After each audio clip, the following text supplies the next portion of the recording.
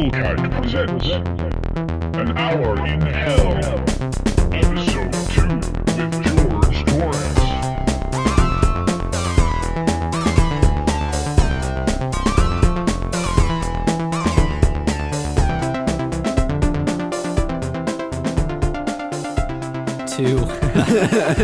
Okay, let me do welcome to episode 2 of Hell Kite Podcast with George Torres. George Torres. That's me. That's George That's Torres. me. Torres. He plays in Good Boy. He sings and plays guitar. And then he has his solo/side project called Open World RPG. Yes. Let me just preface this by saying we did, in fact, record a full 60-minute... We recorded a full 60-minute episode already, and we talked about all sorts of shit. And then I realized that I didn't record it, basically. Yeah. So he's paying me for the second part. Yeah. The second. It one was now. initially free, and now now I'm being charged a fee, which this is the no way Jose kind of thing. I'm totally behind that. I deserve it, but you got to learn the hard way, like I just said before off air. So we basically had just a friendly conversation for an hour, and then now you can imagine it. You can imagine that conversation. We've warmed up the we've warmed up the room. It's nice and warm in here now, because we, like I said, have been in here for an hour already. So we're gonna start over, and we're just gonna take a different direction. When we did record it, we went pretty in depth about these albums that we had chosen to kind of review for this episode. But I think we're gonna go ahead and give quick segments of our take on these albums, and then move on to more personal conversation. You can go ahead and start it off with the first album. So the first album we talked about and listened to was by Hop Along. It was called Bark Your Head Off Dog, right? Yes, Bark Your Head Off Dog. So I didn't listen to the full thing, but George, why don't you give me, I didn't listen to the full thing initially. Uh-huh. I listened to the first 2 songs, and then I knew I wanted to do this for the podcast. Yeah. That's what I was trying to say. I was say, wait, what are you talking about? What do you mean? You totally listened to it. No, I listened to the full thing. Okay. And George, you give me your favorite tracks, and then you can give me sort of your summary/rating. Yeah. So when I listened to it, I've never listened to Hop Along before. So this was my first experience with it. I enjoyed it. I think for me as a listener, someone who's a musician and a listener, I'm always going through what's going to be the next thing to sound innovative enough. What's going to be the next something that inspires me in a way almost, and adds to the world of music. I think this album does do that, not in an aggressive way, not in a way that's like, wow, you got like shooketh to your toes. You fucking rumbled my bowels. Yeah, but it I still think there's very highlighted moments. Songs that I wrote down, I liked How Simple, I believe it's the first song, and it has this fun pop kind of radio sound while also keeping the authentic feel to it, which I feel like kind of plays along in the whole album, because it's not really a pop album, but it does seem to kind of play around with that pop sense, and it's that's pop-esque. Yeah, and I like everything I do in music is actually going from a pop route, even if it does not sound like it at all. But it's because pop, it just means popular, or it means that it's catchy, it means that it's like palatable, it's easy to listen to. It sticks with you, and it's almost colorful too. Like a lot of the idea of what the word pop is, it just has this pop to it. It has a like a colorful vibe in a sense. Like you wouldn't do metal and call it pop. No.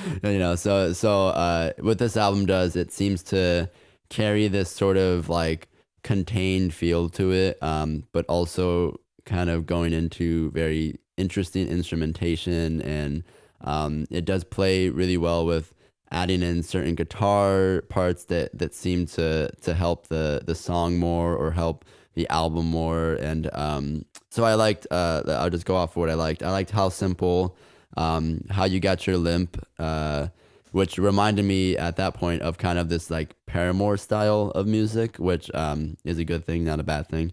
because I don't know, some people might think that's a bad like, thing. Oh, they're like, oh, Paramore? yeah, Okay, I'm not gonna listen. Because Paramore is cool. They've always had like a very interesting vibe, and I think this band kind of seems to capture that feeling too, but in their own way, obviously.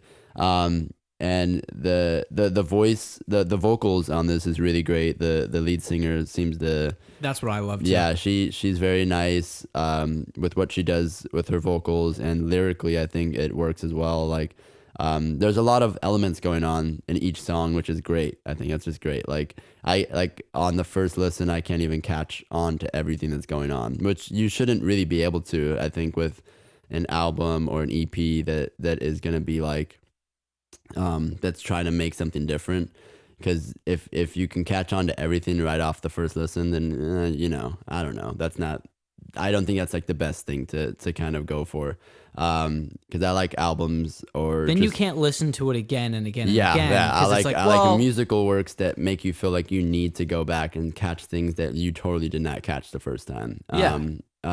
Which is why I love like Kendrick Lamar too. Actually, he does that a lot, where it's like, you have to go back. If you're like love it enough, obviously, then you go back and you start finding these words and certain sections that you're like, damn, that's sick, Damn. No pun intended. Yeah, damn. I liked Not Able. I think that was one of my favorite on Not Able and Look of Love. Those are my two favorite songs on the album. And I believe How Simple. So those are like the top three for me on the album. And yeah, they all worked in a really well manner in terms of music, and it seemed like they pushed the envelope a little bit, but they still seemed to capture a pretty well-rounded sound throughout the whole album. I totally am behind you with that, and I also like the selling point for me was the vocals. I thought they were really cool, and fun, and also just the instruments, acoustic guitar. It has a stripped down feel where it has drums, but it's like it's not loud and in your face. Yeah. But at the same time, there's still a lot going on. Yeah. What I actually wrote was it's almost chaotic in a weird way. It's like pop chaotic. Like it's like uniformed, but very odd still, because it's still not the average listen, I feel like, for sure. Because it even took me like 2 or so times to kind of really catch on to what's really going on kind of throughout the album, and like in terms of just the sound, like trying to discover how I'm feeling about the sound. You know what we should do, which we didn't do before, was talk about the flaws. Yeah. Because I already know your rating for this album because we already recorded this episode, but the reason, like, go ahead and give your rating first, and we'll talk about the flaws after. So my rating for the album was 6 out of 10. I felt that it 10 holding to something that's like perfect, totally perfect. Like I can listen to it constantly, or I feel that even with its own flaws, it's an album that sticks for me, So a 6 is pretty well rounded. It's above average, but not too far above it's average. Not where I'm gonna always listen to this album, but it's something where like this might come up in the mix. I might later go back to it and be like, cool, yeah, I like this song a lot, or I like this section of the album more, or whatever. And I think it's earned like a pretty solid 6 on the rating scale. So my ratings is I actually don't remember what I think I gave it a 7. Oh no, actually I didn't rate this album. Oh yeah, you did not. I will rate it. Yeah. I will rate it a 7. And I think we can talk about the flaws, because what's weird is all we did was like praise each album. Like we talked about everything that we loved, and then we're like, I love it. 6. What? Yeah, 6. Why? It's 6. So I think when I said that the selling point was the vocals for me, and then I think it's also one of the biggest downfalls of the album. Yeah. This is a weird thing, because it's like a double-edged sword. The vocals are really cool. They grab your attention, and her style is really interesting. But then near the end of the album, I found her voice got a little exhausting. That's actually something I wrote, and I didn't say it earlier because I was kind of more caught up in like, what how the great cool parts were. I wrote that I wrote album starts to feel a little draggy in a sense where I lose interest. But like in the best way possible. Like it's like not in a mean way because it doesn't seem like the album I don't think deserves the fact that it's like where you would in a negative tone towards it, but it does somehow start to lose interest, but it's still good throughout. Like so that's kind of where that 6 comes from because it's a lot of great things you can like, but there's also things that it just feels like I can pass on somehow. Like that I can find another album that might do it a little better of some sort. Yeah, and not to compete then. Usually but a reason that we're giving low scores, for me at least, is that we might just not have had enough time with this album, you know? Yeah. I think like, I mean, I wouldn't really be able to give a concrete like score on something until I've listened to it like honestly for like a month. Really, I feel like because you can like I think with just like time in general, time and music, it kind of they go hand in hand. You won't enjoy something enough until you've had more moments with it, or you've heard it come on again and you're like, oh yeah, this album, and then you go back and you're like, oh, this is really, I really love what they did this, and you can appreciate it more as more things start to come, more music starts to come out, and more things in your own life kind of go on. So I mean, this is off my first listen though. This is off my second listen. I listened to it around like 3 times. So kind of it's a concrete album. It's pretty solid. But there's still like I wouldn't say it's like my all-time favorite or anything. I wouldn't put it on like a list of that. But I think still there's a lot of great highlight moments that I as a musician and I as a listener will enjoy a lot, and I can kind of give them some appreciation for that. Yeah, I absolutely agree. So I think that's a good place to leave off with that. Yeah, totally. So check that out. Hop along. Yeah, I would. All these albums you should listen to. Yes, I mean, definitely. I think they're not. The reason we chose them is because they initially piqued our interest. Yes. So they're always going to be worth time. Mm-hmm. So what did we do next? Palm, right? Palm, yeah. So this is something I threw into the mix. This is Palm. The album is it is Rock Island. So this came out in February. They only have 2 albums out. The first one was like recorded in a garage, and I guess or of some sort of like a bedroom of some sort. Yeah. And they had like bass improvisation. There you go. It's a weird word. They had a lot of like improv moments on the album. So this was their first real collective album, something that was really like I guess they went to the studio for, and they really like knew what they wanted. I personally really love this album. I recommended it because I liked it a lot before. When I first heard it, it showed up on Spotify, and I think what this album just does is it does something that other albums have not done, in my opinion, and it sounds like new music that is actually coming out. It's not just music I've already constantly heard before, so that's what of course is very exciting about it. I came at this in with a optimistic point of view, and it delivered for me because I'll tell you my notes. So it's pretty progressive. Yeah, there's a lot of syncopation and mm-hmm. sort of like odd rhythmic stuff. Totally, yeah. The soundscape and the sort of what am I trying to say? Vision, mm-hmm. It mm-hmm. presents to you is really diverse. It has a lot of instruments. There's a lot of electronic stuff. Yeah. The guitars are what were cool to me because they have this sort of pitch bend effect. Yeah. And it makes them sound like sort of like dreamy. Yeah, definitely. Like my overall words on the album itself is definitely like hypnotic, dreamy, captivating, kind of just like it has a very, very strong essence and kind of presence in its own self. And I think just production wise, mastering, all that, like there's a lot of really great stuff that goes on with it, and it's really colorful. The whole album to me is very colorful and hypnotic for sure. Hypnotic is like the main word because it's just very odd music kind of, and it's really entrancing to me that way.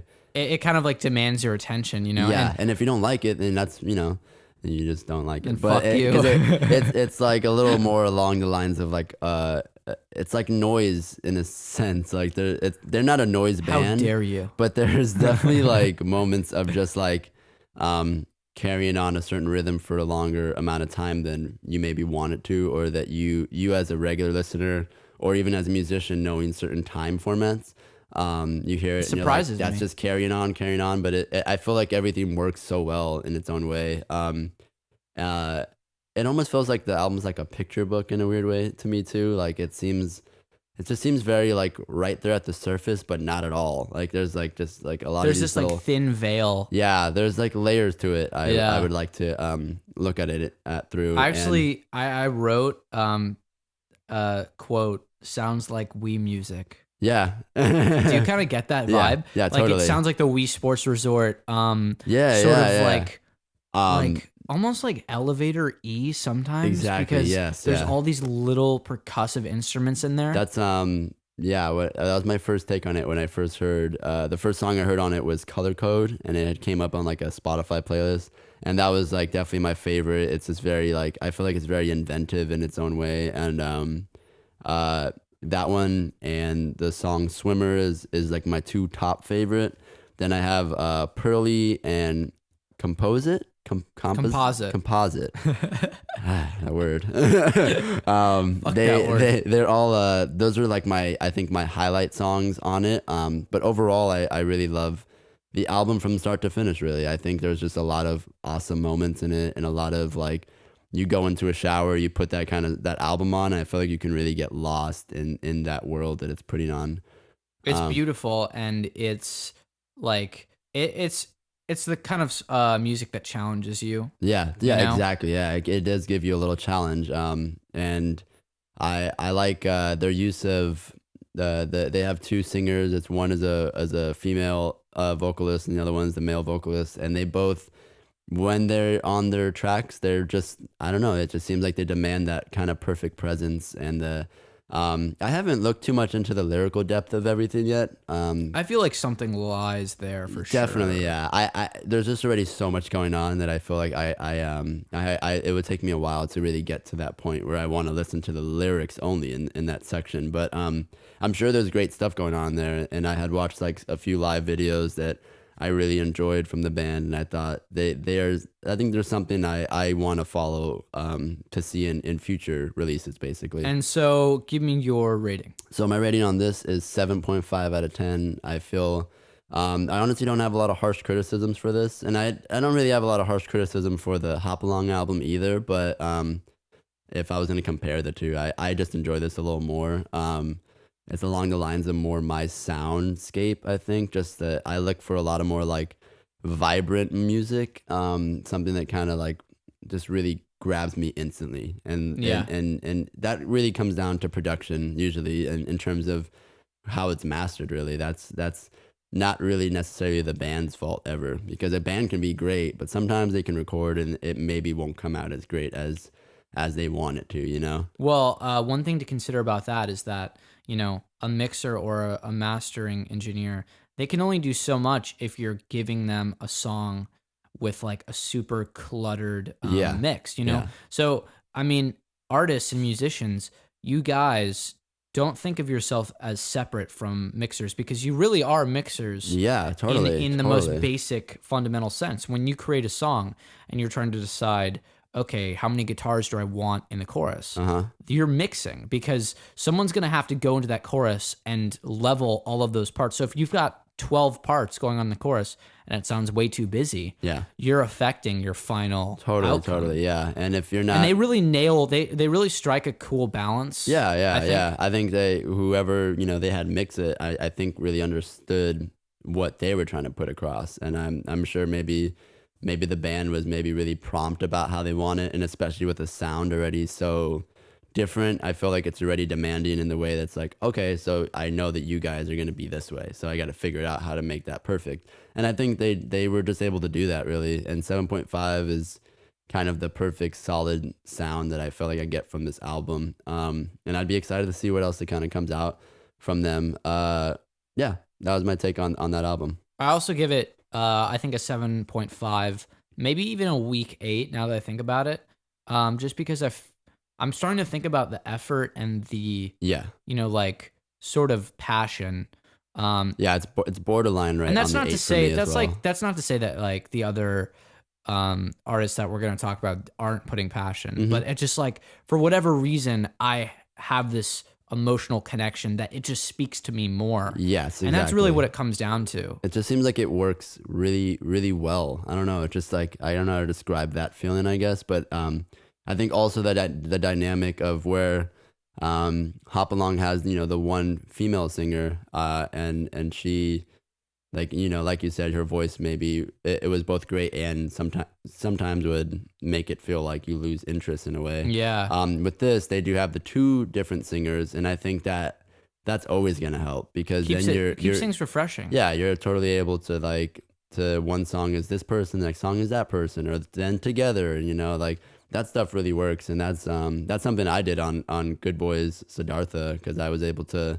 I had Graham from Sad Park singing on there, and then I had Taylor, and then I had Alex, and those are both members of Good Boy. And it's like once you have those more voices, there's much more to be said, and much more ways you can use them in terms of like the album's story or the album's kind of overall world that they're kind of creating, as opposed to only having my voice constantly just like batter your brain the whole album. Not to say that you can't do that because that is the average actually, album. this really, is a good segue into the next artist, which is Sam Evian. Yes, because he is it's just him singing. Yeah, and it's just him. And I for some reason I wouldn't even feel like it's just him, which it's weird, because he seems to create the balance of dynamic and ranges and kind of the idea of how to use different scenarios in a certain song.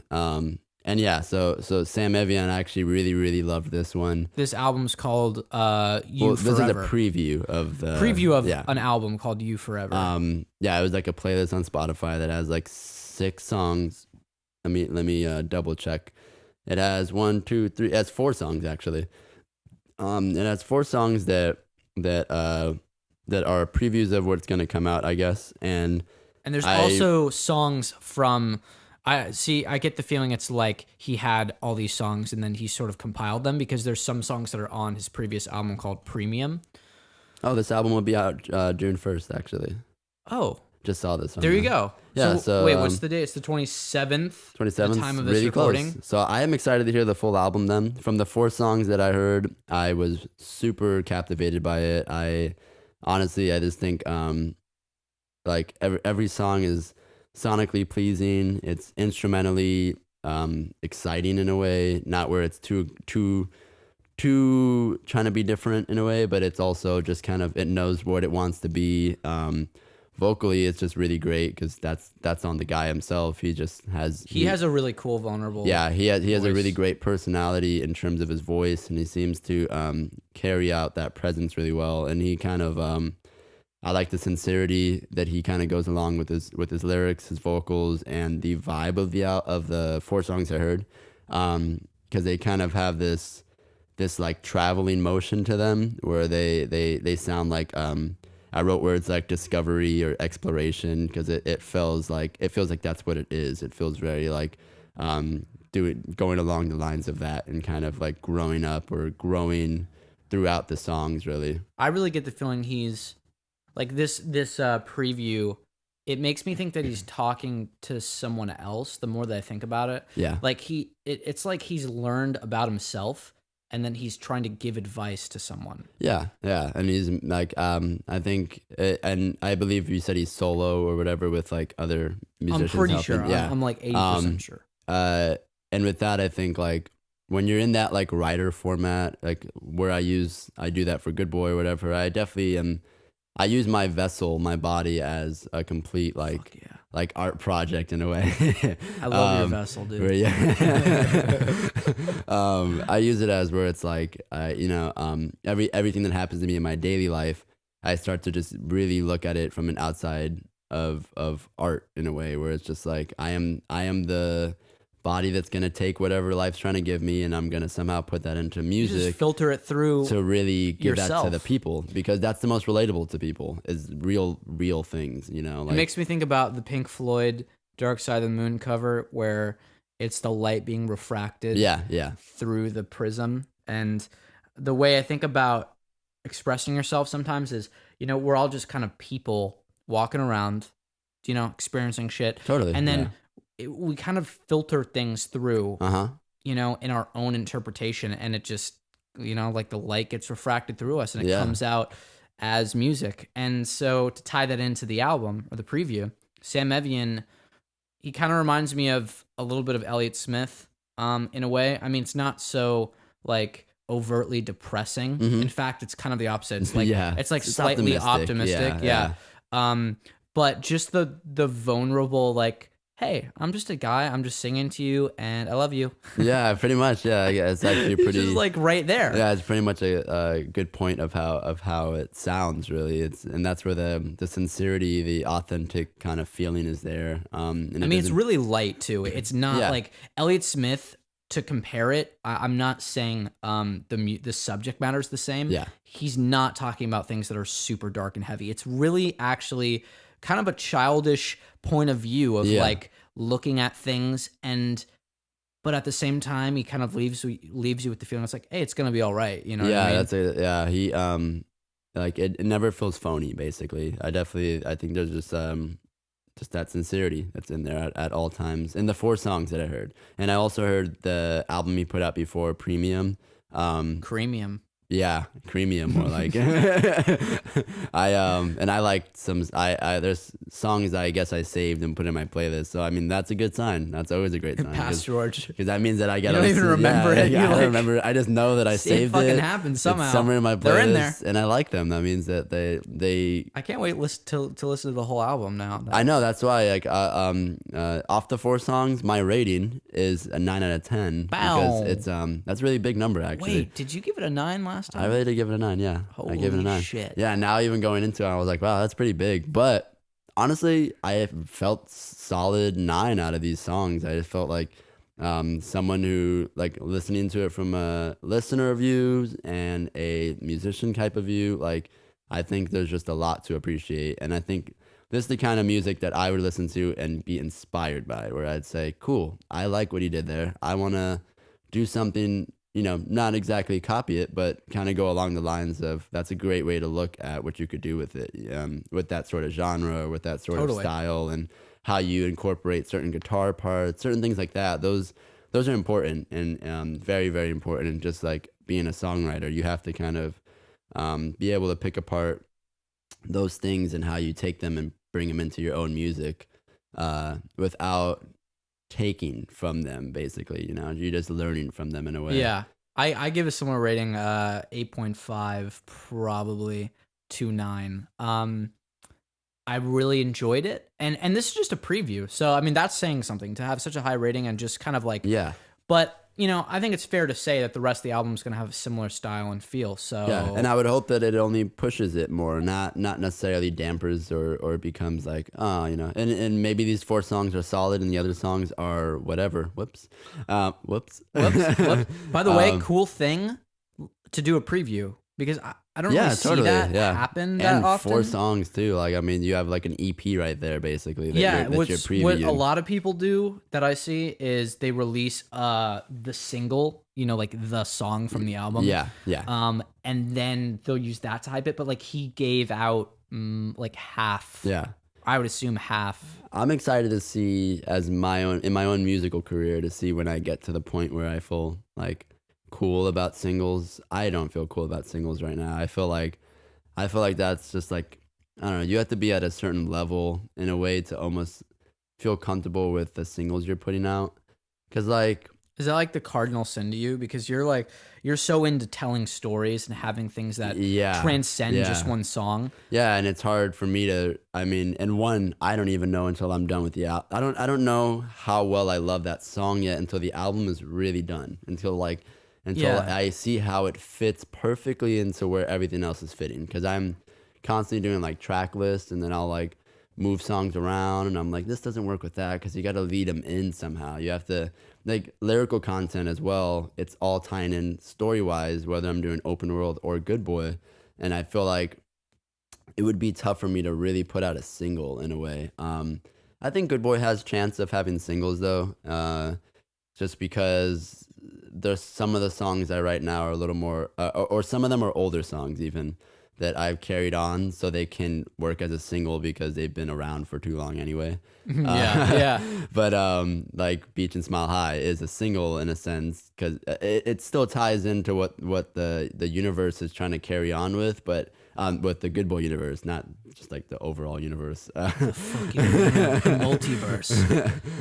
But like, yeah, like I don't know how many singles I'd have in my musical career. I feel like it's always gonna end up being like bodies of work, or I'm putting out 2 songs maybe or something. Or I think music videos would be more of my single types, like putting that out with the music video, because then you're giving context of what's kind of what to lead up to, what it might be like, you know, stuff like that. I mean, I'm really excited to do, because I make music under the Hell Kite name, same name as the podcast, and I'm doing my album, and I was thinking of releasing a single to hype the album with a music video, and that's something I've never done before. Same. And it would be so fun. Yeah, and hard work, but fun. I guess, well, because I don't want to pay any money, you know. I really just want to do it all DIY. Yeah, same. Yeah, I mean, my thing is like, I guess I want to keep a level of exclusiveness to it at all times. So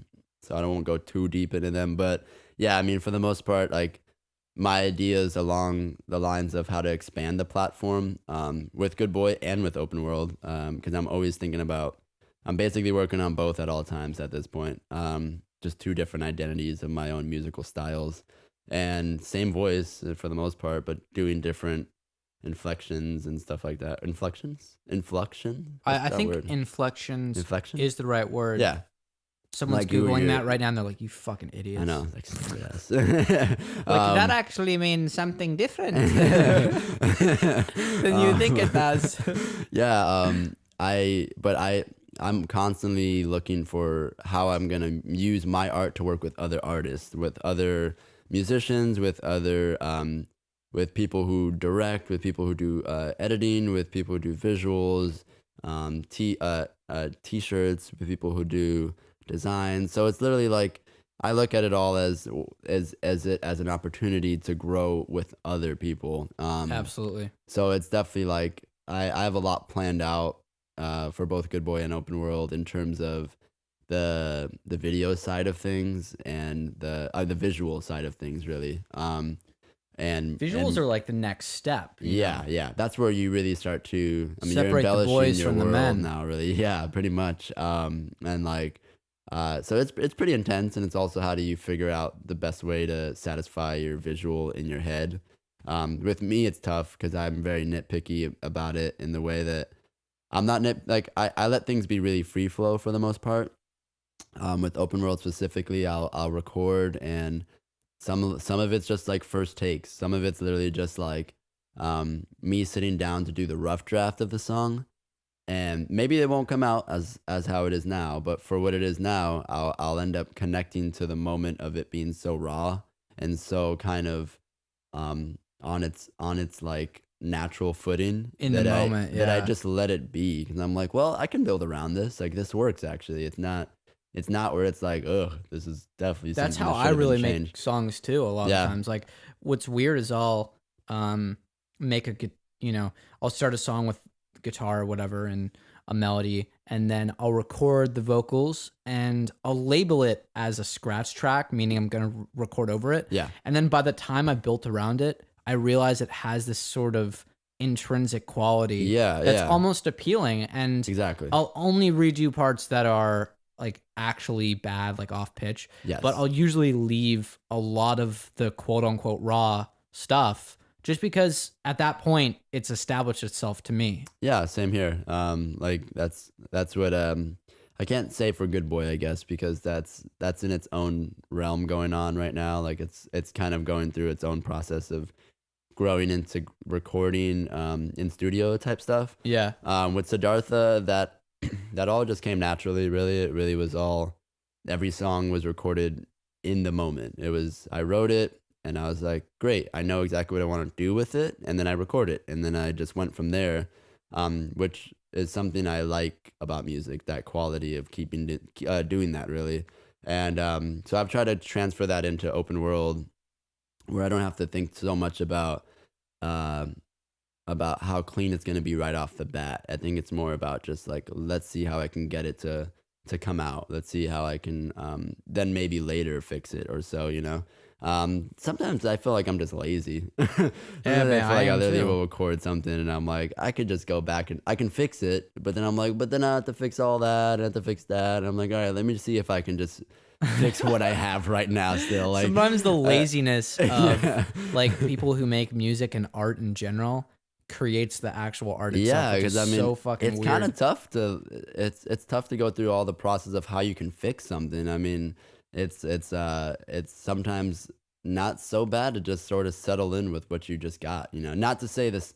I don't think settling's ever great. I don't like settling. That's something I try to stay away from as much. George as possible. doesn't settle. You heard it here. Yeah, I do not. I don't settle for Fuck like settling. I don't want to just like put something in for like, well, it works. You know, like I definitely want to settle when it feels like, all right, like let's be real. Like from a point of someone else, I think this will really work. You know, like because I mean at this point, when I'm producing my own things, like it's just me really listening to it constantly, and then I'll show someone that I get the reaction I need to kind of gather. And that's where the feedback comes from. Usually I can read it on their body language. Like I always feel really nervous showing someone like music. Like Good Boy, I don't. Like it was just like to separate the worlds. Good Boy is my confidence now. That's where I mean, we did this for a while. I've done it since 2014. That's where I started in my musical roots. It's like a million years ago. Yeah, and now like that's where it's like that's only 4 years. Pretty crazy. But I mean, that's where like it definitely has built its confidence. So I feel really confident when I go to the writing room for that. I feel that I know exactly what I need, what I want. I know the fan base. I know the supporters. I know, and you usually know what kind of sound you're going to get out of it. Yeah, too. and I know the listeners that are kind of what they're gonna feel with it. So that's a little easier for me now. So if I'm gonna show a Good Boy song to someone, I usually feel pretty well rooted in how I feel about it already, and I'm like trying to see how they feel about it.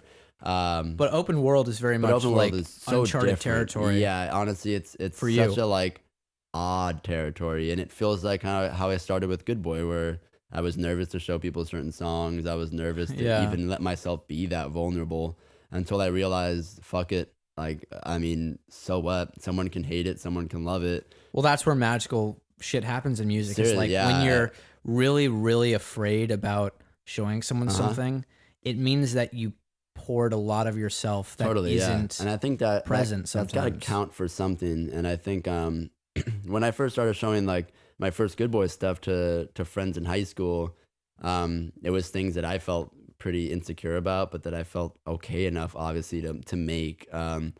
And they would say, you know, like don't stop making music, keep doing it. And I mean, I'm glad I just kept listening to those kind of people, because then I was able to come to this point and feel like, wow, you know, it worked for a reason. Like I kept, you know, all the stepping stones in my own musical little career, because I've made a lot of music over just the span of 4 years, basically, like way more than just what Good Boy was. I had a lot of attempts at psychedelic or sort of very, very experimental type of sounds going on with few different like concept projects before Good Boy. Good Boy was the first concept that was me being me. It was no longer me being trying to be something else. Yeah, like the other ones were like I had like 3 projects before Good Boy that were basically me writing from the standpoint of a whole other kind of concept world, where it wasn't me, because that was my excuse of kind of not letting myself get too vulnerable, and not letting myself kind of take it serious enough, because I remember for a while I didn't even want to admit that I wanted to be a musician, because I was like, people are gonna shit all over that. Like, you know, why do I want to let them? It's not so sad. You know, like, why do I want to let them have that over me? Because a lot of people do want to tear your ideas down. A lot of people want to tear someone down. Honestly, I feel like that's a lot of what's going on now. I think we're lucky in that we're surrounded for the most part by really supportive people. Yeah, and I'm very and thankful family. for that. Like I mean, even I love my mom and dad, and they supported me when they needed to, but there were still a lot of moments when they were like, "Ooh, music," and I Yeah, was well, like, that's the thing. As for every person that is not there, it's like you've got two more that got totally, your back. yeah. And I mean, then I was able to bring them to a show at WOMA that happened to be very popular. Like the show itself, had a good crowd or Yeah. whatever. And they can see people singing along to the music. They can see people being affected by the music, even themselves being affected. And I feel like that's where that just pays off. You have to like really detach yourself from that the social world in a sense, whether you're in person with a lot of people around you or you're at home. You have to somehow just forget the social standards. You have to forget these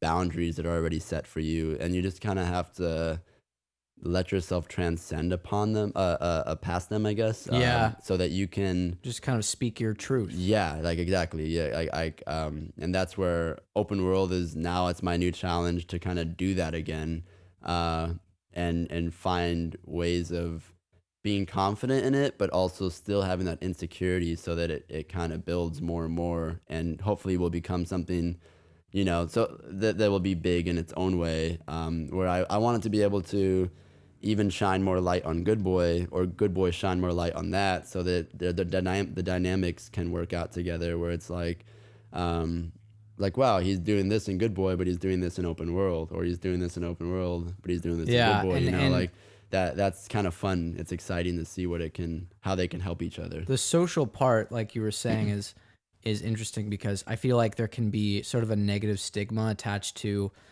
not just being a musician, but trying to do it as a career. Yeah, totally. A lot of people love to hear that you play an instrument, and that even like makes you cooler. Totally, yeah. Like Yeah, it really to people does. that don't even know, like, oh, like he plays an instrument. Whoa, blah, blah, blah. Yeah. But then if you tell them that you want to do that for a living, or you want it to be more than just playing an instrument, people are like, oh, well, you're kind of like a deadbeat, or Yeah, you're they're like, like, what are you gonna do with that? yeah, what are you gonna really realistically do? Like I'm Like it's a pipe dream. like I'm majoring in philosophy and minoring in music, and then when I tell it to some people, they're like, well, what are you gonna do with that?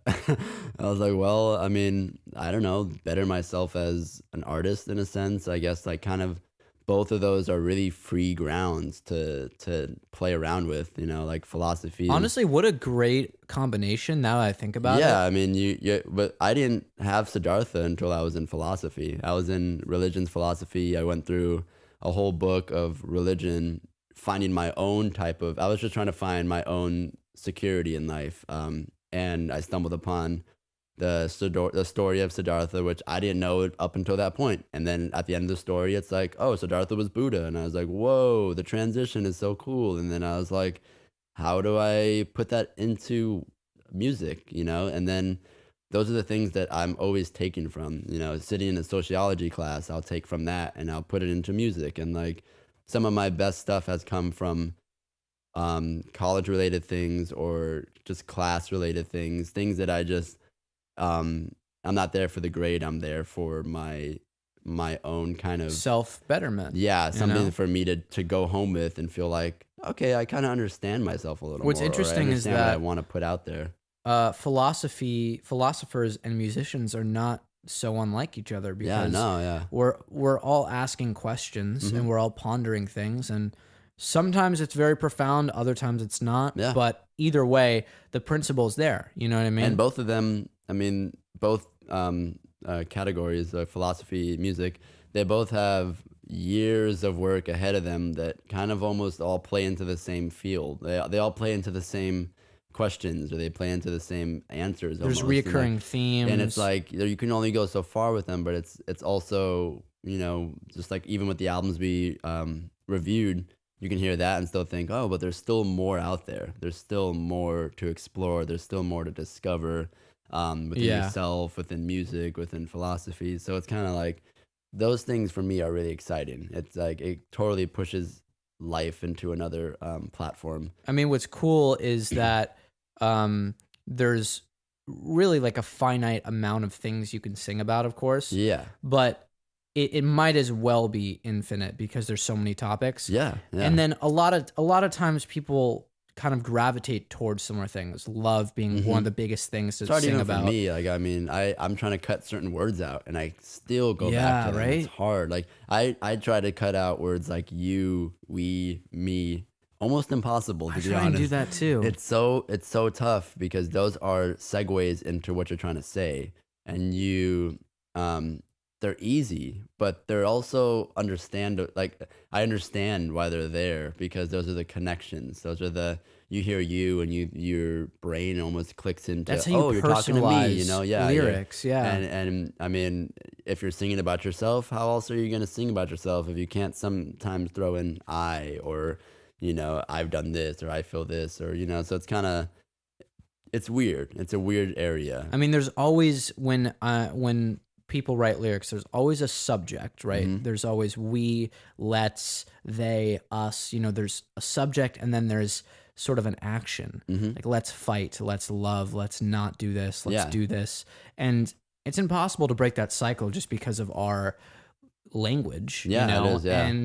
But it's almost, sometimes it can be a shame because I feel like music can transcend really speech. Like you can say things musically with instruments that are very hard to describe in words. Yes. And sometimes I find, especially for myself, the more I try to explain what I'm trying to say, the less I can really accurately explain it. Yeah. Sometimes you just need to say 2 or 3 words and that, and that's the best way to I love go you. about it. That Yeah, gets the point across. I was gonna say someone I admire a lot is Matt from band from Japan. Actually, Yeah. He the writing style in that kind of what we were talking about before with the kind of pushing the social boundaries out of the way and being able to invent your own, I don't know, to like kind of give yourself to the art. I feel like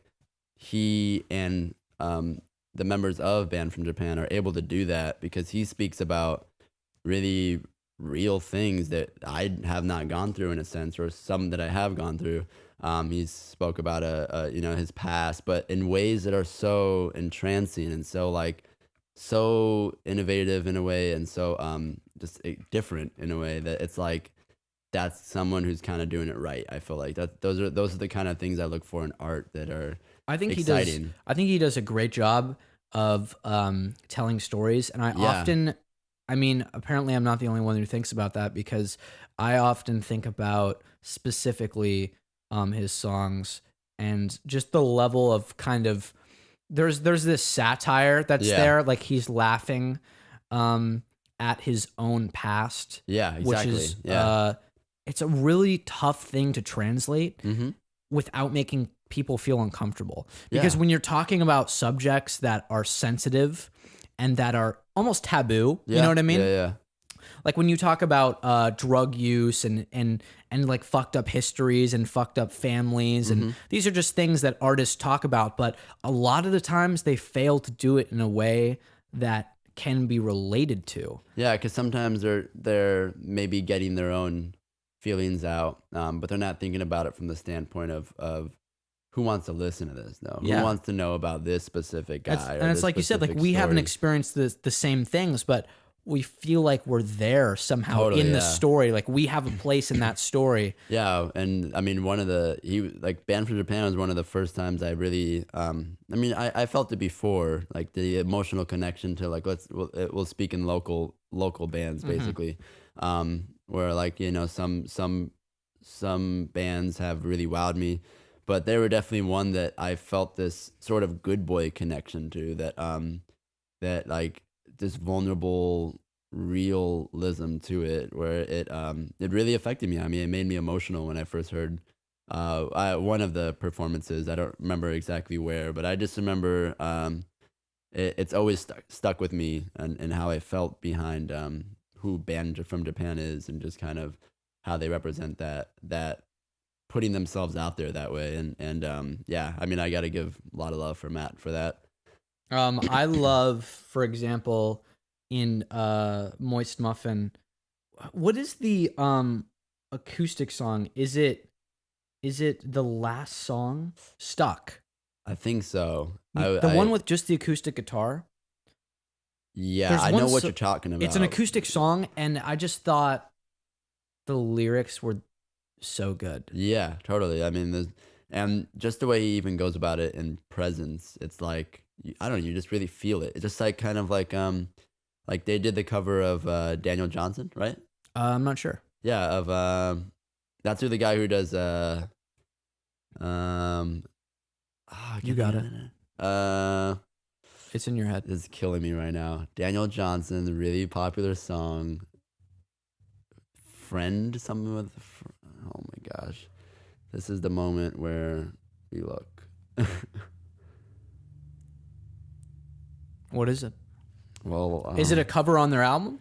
No, it is not. It's True Love Will Find You in the End. Oh. So they covered that. They do a good, yeah. They covered that live, and when I first heard that, I didn't know it was a cover. I knew it was a cover, but I didn't know of who. Yeah, I wasn't familiar with Daniel Johnson, but I feel like that fit into even the other music of Band from Japan. I was like, this is that sort of rawness, that like realism to it, that it's like just so, I don't know, it's like heart tugging. And, you know, even on the comical songs, it's still sort of just heart tugging, because you're like, this is still a real story, in either whether some of it maybe is dramatized or some of it's just fun wordplay. But yeah. I mean, for the most part, a lot of it, I'm pretty sure, is all just like very real things just that happened that somehow is now a story. It makes you feel multiple emotions. And see, that's like the emotional depth is one of the coolest parts of Band from Japan. Yeah. I mean, musically, they're obviously talented and they write fun, catchy songs, but the lyrics really put forth the emotional complexity, because like to be able to laugh and cry, like to wanna smile, but to also cry at the same time. Yeah. It's fucking hard to do that. Totally. And to do that with words, you know, it's tough. Yeah, I agree.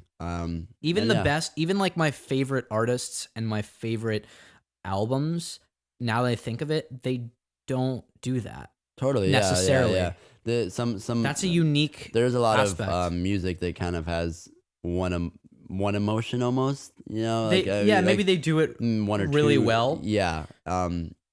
But to blend them, to blend the emotions within your music is where it's fun, for sure. Like, I wouldn't say Good Boy has anything that's very comical, which I would be excited to see how we could even do something like that. It seems almost foreign to do that. Yeah, like that would be interesting. And that's a possibility at all times, really. But for now, what Good Boy is something that is, I just describe it as like life. It's very lifey music. Yeah, it's not necessarily positive music. It's not necessarily sad music. It's just kind of this, like, I feel this very factual, or at least the way I write it. I mean, it feels very factual to me, because it's literally what I see. It's what I observe. And I'm speaking of real things that I'm watching happen. That's kind of what it goes down, is that whether it happened to me, I think I speak a little more about what was happening to me on the newer stuff that's gonna eventually come out. But during Siddhartha, I was really literally speaking about all the people around me, all the people that I was watching in this kind of agonizing situation sometimes, in very desperate areas of their life, very sad things. Like, so there's moments like Hope I Die with a Good Haircut, Happy to Be Here.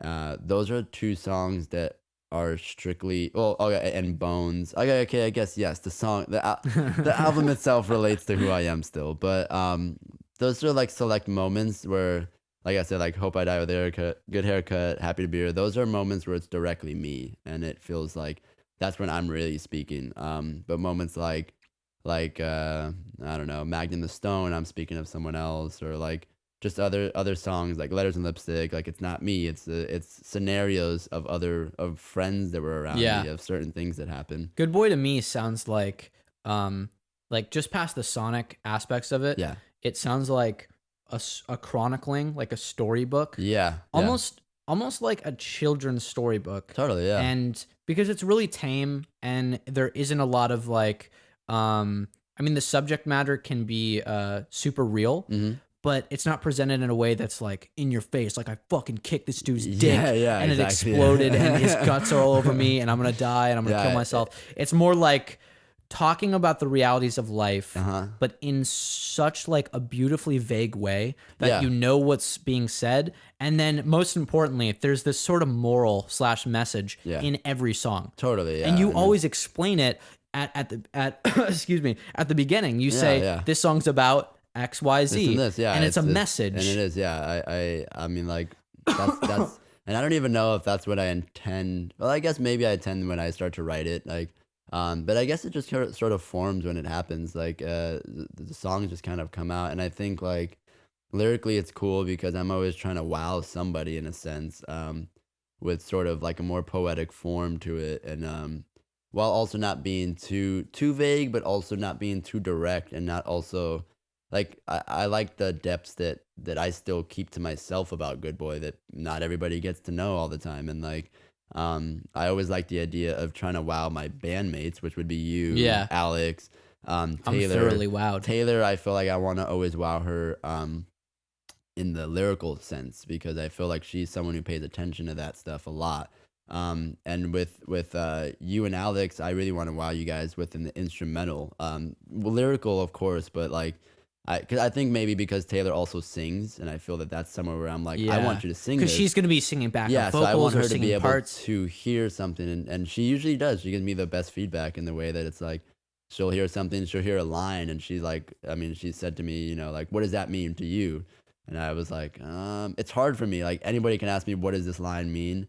Some lines, I'll be able to say it, but other lines, I'm like, I don't know how to explain it. Like, I feel like I know exactly what I know exactly what it means, but I don't know how to explain to you what it means. Like, I feel like I just let you do that. Like, and also, see, there's like, and she's been able to do that herself, where she will be like, well, I felt that this was this, and I was like, that works, dude. That's a little bit of the what it magic is leaving it up to interpretation. Like we see that in a lot of forms of art, especially in painting and drawing. I feel like, what does this painting mean? You know, like, well, and then everyone's like, well, it means he was doing this during that time, and blah. It's like all this conjecture. That's what makes the art art. You know what I mean? Like, if the artist came out and just said, oh, well, it's about because I was depressed. Yeah, something with Childish Gambino. He lets, with his art, he puts it out, and I mean, he doesn't really give much explanation to anything he's ever done. He's just puts it out, and you know there's stuff going on, and that's where, I mean, that takes like a level of really great artistry to kind of keep that that sanctuary to yourself almost, and not even explain to most of the people what you're trying to get across. You just let it get across. With Good Boy, I think I get too excited still, and I'm like, I mean, like, I've had a lot of personal conversations where I give them the whole rundown of what's going on, and they're like, wow, that's awesome. I actually didn't even know that was all happening.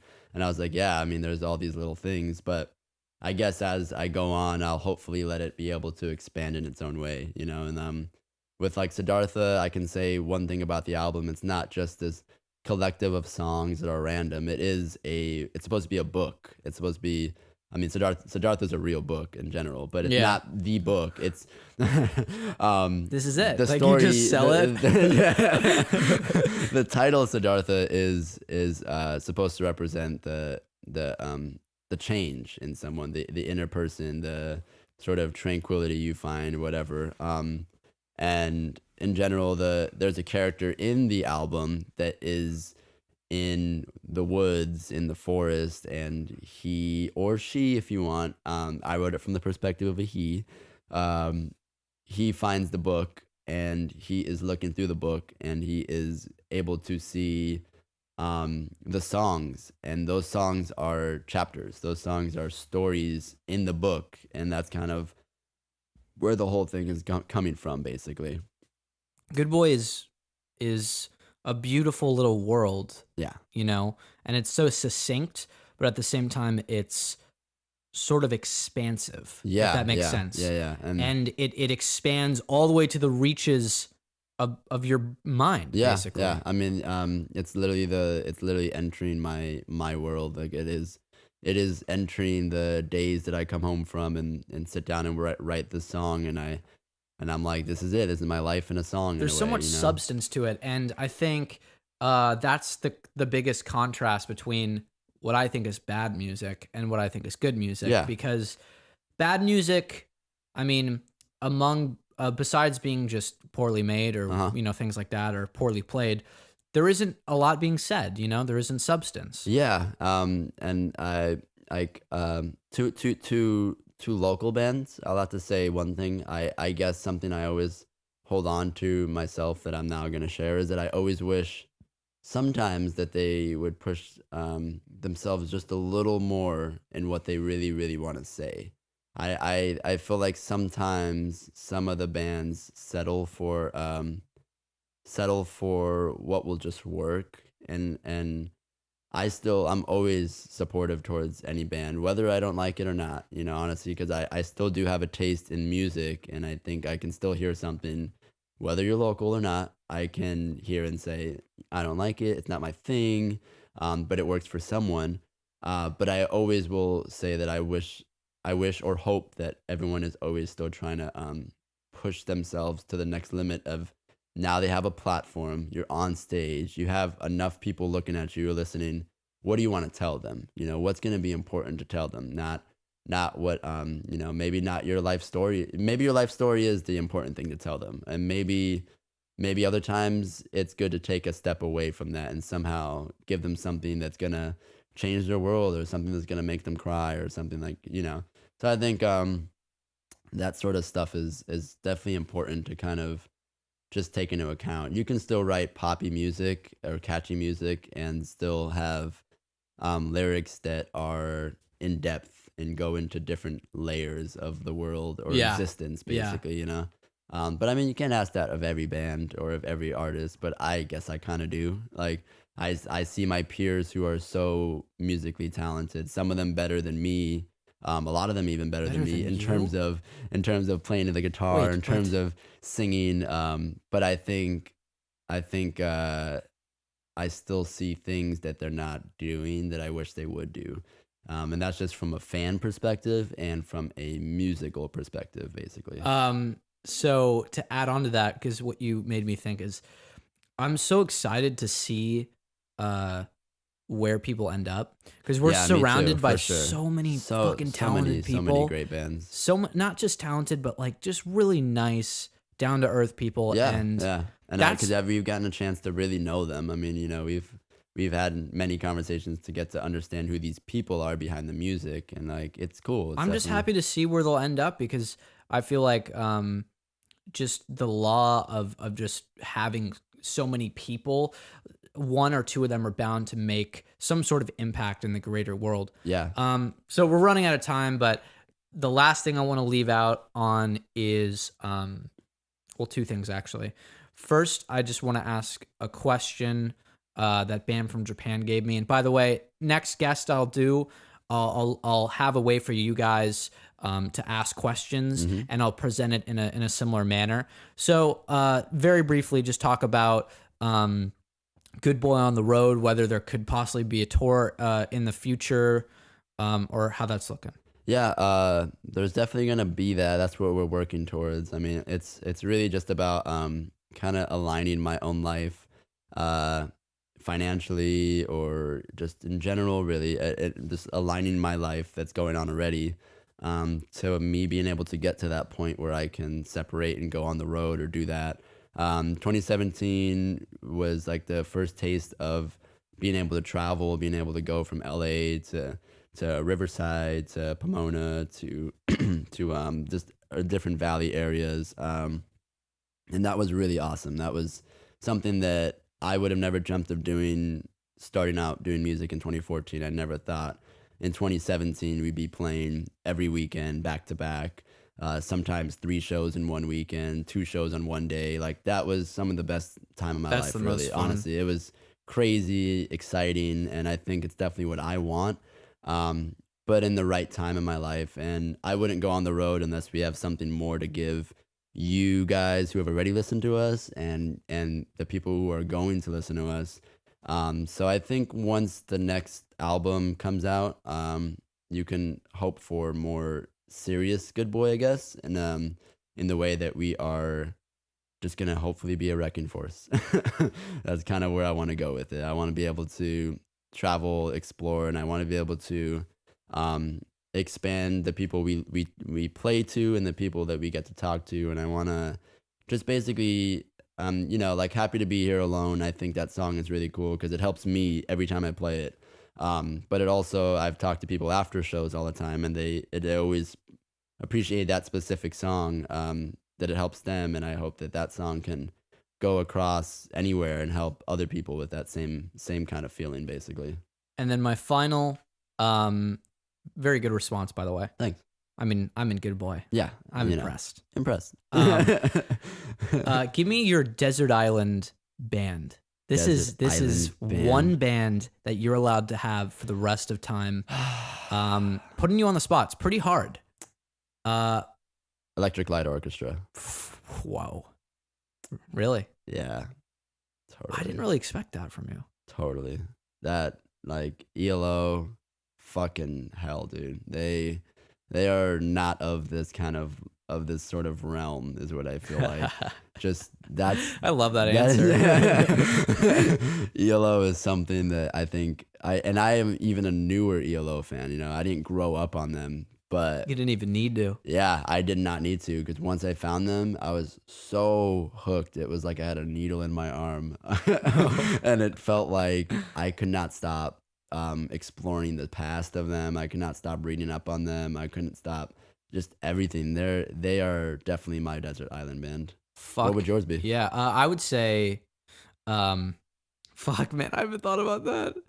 I know, that was a good one, though. I want to say geez. I want to say Elliott Smith, but then I'd just be perpetually depressed for my whole life. You're just like never get a fucking break from being sad. Like, Jesus Christ, I just want to be happy today. I don't know. I'm tempted to say maybe like, either